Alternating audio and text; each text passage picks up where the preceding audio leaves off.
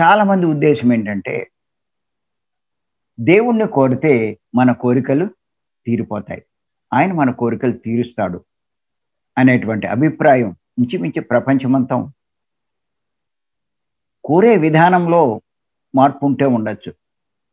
కోరే దేవుళ్ళు వేరే వేరే ఉండొచ్చు అని అనుకుంటున్నారు. కానీ దేవుడు ఒక్కటే, భగవంతుడు ఒక్కడే. కానీ ఎవరి నమ్మకాన్ని బట్టి, ఎవరి ఆచారాన్ని బట్టి వాళ్ళు కోరుతున్నారు. హిందువులు పూజించి కోరుతూ ఉంటే, క్రిస్టియన్లు ప్రార్థన ద్వారా కోరుతున్నారు. ముస్లింలు నమాజు చేసి కోరుతున్నారు. ఇంకా కొంతమంది భజన చేసి ఇలాగా రకరకాలుగా చేస్తున్నారు. దేనికి అంటే కోరికల కోసమే. ఫస్ట్ ఎవరిదైనా సరే నాకు ఆర్థిక స్థితి కలగజేయమని, ఆర్థిక ఇబ్బందులు లేకుండా చూడమని కోరుతూ ఉంటారు.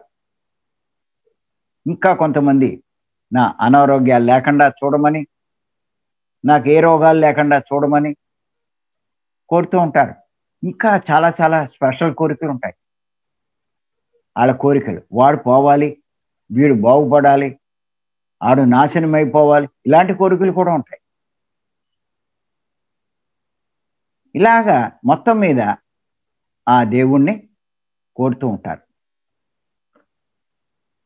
మరి కొంచెం ఆలోచించండి, ఒక్కసారి ఈ పాయింట్ ఆలోచించండి. అందరూ కోరేవాళ్ళే, దేవుణ్ణి కోరేవాళ్ళే, రకరకాలుగా కోరుతున్నారు. అసలు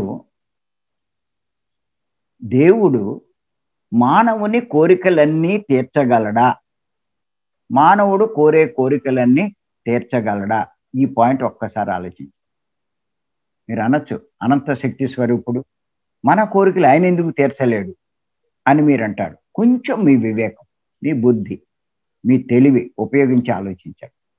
పత్రిక గారు అందుకే అంటారు, ముందు బుద్ధి పెంచుకోండి. ఏ పని చేసేటప్పుడైనా నీ బుద్ధి బాగా పనిచేస్తే ఆలోచించి ఏం సరి చేయాలో అది చేస్తావు, ఏం చేయకూడదో అది చేయవు.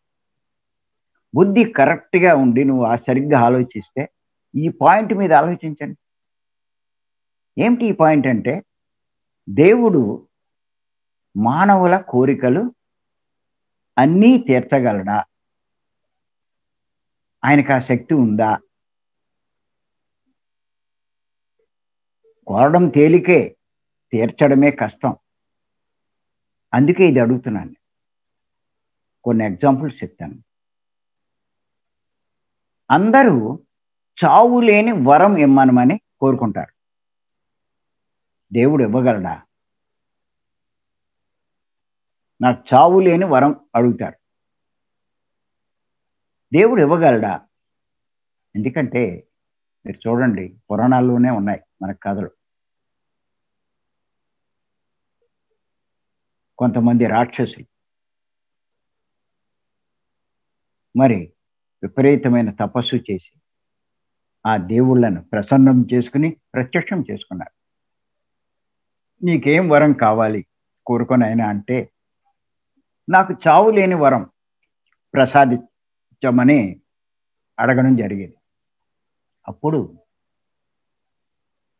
వాళ్ళు ఏమనేవారంటే, మనం అనుకుంటాం నీకేం వరం కావాలో కోరుకో ఇస్తాను, వాళ్ళు ఇస్తా అన్నారు కాబట్టి ఈ వరం కోరుకున్న వాళ్ళు కూడా ఉన్నారు.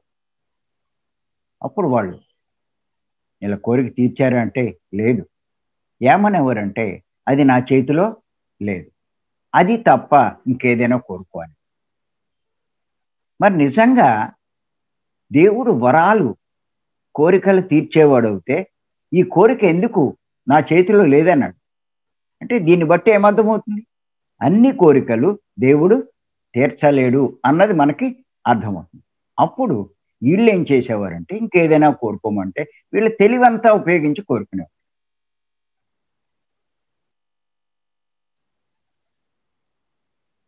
ఎలాగా? దేవతల చేత కానీ, మానవుల చేత కానీ, జంతువుల చేత కానీ, ఎవరి చేత కూడా చావులేని వారు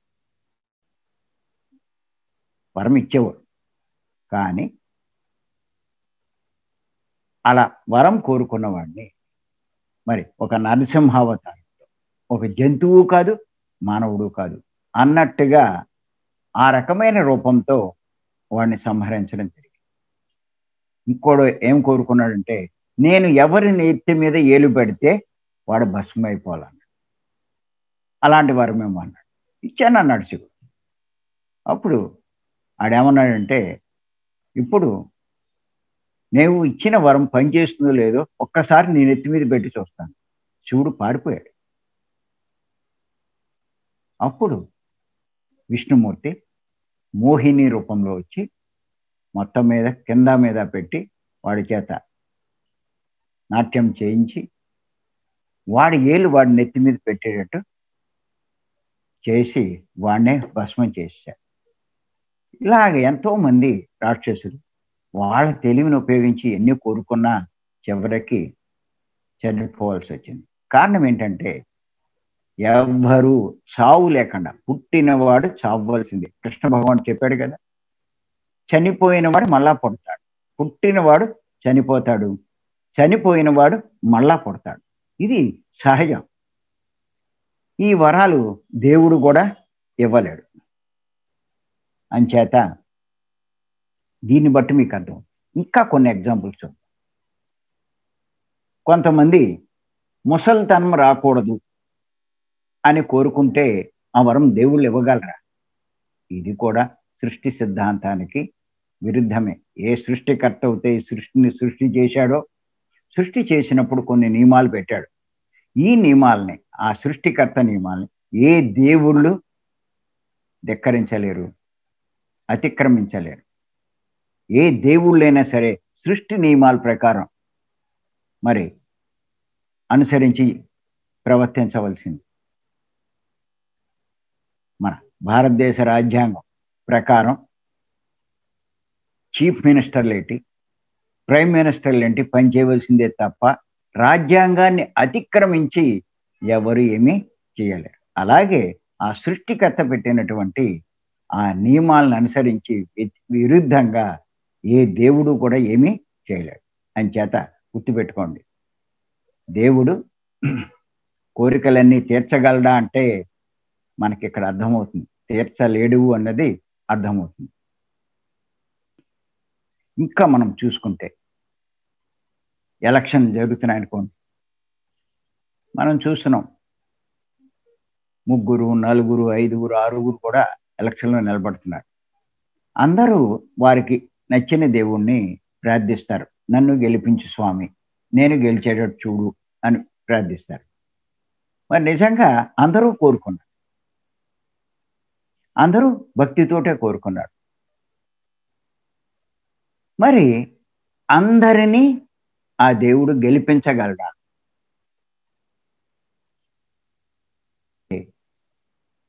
లేదు అని మనం ఎవరైనా చెప్పేస్తాం. ఒక్కడే గెలుస్తాడు, కానీ అందరూ ఎక్కడ గెలుస్తారు? అందరూ ఎమ్మెల్యేలు అయిపోతారా నిలబడిన వాళ్ళంతా? ఒక్కడే అంటే దీని అర్థం ఏంటి? మరి దేవుడు అందరూ కోరారుగా, దేవుడు అన్ని కోరికలు తీర్చలేడు, అందరినీ నెగ్గించలేడు అన్నది మనకు అర్థమవుతుంది. అలాగే ఇంకా కొంతమంది ఆ ఊళ్ళో ప్రతి ఒక్కరూ కోరుకున్నారు. ఏమని అంటే, నాకు 100 ఎకరాలు వచ్చే ఏర్పాటు చేయమని. 100 ఎకరాలు ఇవ్వగలడా? దేవుడు అనంత శక్తి స్వరూపుడు, ఏదైనా తీర్చగలడు, కోరికలు తీర్చే శక్తి ఆయనకుంది. అంటే ఆ ఊళ్ళో ఉన్న పొలం ఎంత, ఆ ఊళ్ళో జనాభా ఎంత, ఒక్కొక్కడికి 100 ఎకరాలు ఎక్కడి నుంచి తెచ్చిస్తాడు? అంచేత మరి దేవుడు ఇలాంటి కోరికలు తీర్చగలడా? అలాగే నా ఇంట్లో సామాన్లన్నీ బంగారం అయిపోవాలి అని కోరుకుంటాడు. అయిపోతాయా? మరి అలాగే అందరూ అంబానీలు అయిపోవాలనుకుంటారు. అందరూ అయిపోతారా? ఆలోచించండి. చేసేస్తారా? దేవుడు చేయగలడా? ప్రపంచంలో ఉన్నవాళ్ళంతా అంబానీలు అయితే పని చేసేవాడు.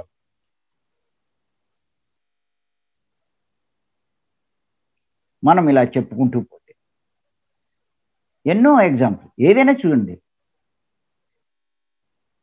మానవుల కోరికలన్నీ తీర్చే శక్తి భగవంతునికి ఉందా అంటే ఖచ్చితంగా చెప్పచ్చు.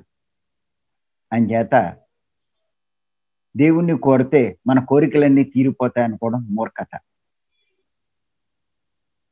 అంచేత కోరికలు అదుపు చేసుకోవాలి, పరిమితి ఉండాలి. మనం ఎలాంటి కోరికలు కోరుకోవాలో తెలుసుకోవాలి. మనకి నష్టం కలిగించినటువంటి కోరికలు. అంచేత కోరికలను అదుపు చేసుకునే మార్గమే పత్రి గారు మనకు చెప్తున్నారు. అదే శ్వాస మీద ధ్యాస ధ్యానం.